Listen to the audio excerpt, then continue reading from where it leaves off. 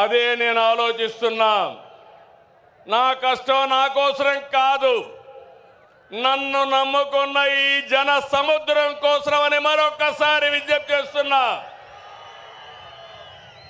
మామూలుగా అయితే ఇంతమంది రారు. మీలో నేను చూస్తున్నా, ఇది అవుతానే పిలిచి సన్మానం చేస్తాం.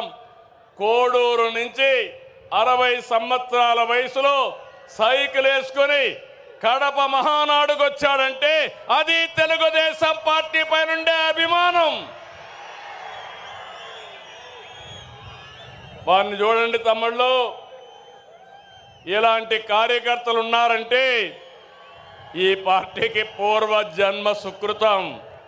తమ్ముళ్ళు గట్టిగా చప్పట్లు కొట్టి అభినందించండి. ఒక స్ఫూర్తి ప్రదాత. పార్టీ అంటే ఇట్లుండాలి. మనం అందరం ఈ మారిగా ఉంటే ఇంక వైఎస్ఆర్ కాంగ్రెస్ పార్టీకి అడ్రస్సే ఉండదు.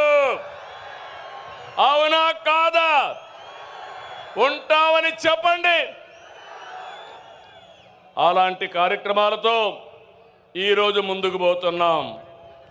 నెల నెల పింఛన్లు ఇస్తున్న మనం ఏ స్థాయిలో సంక్షేమం అందిస్తున్నాయో చెబుతుంది.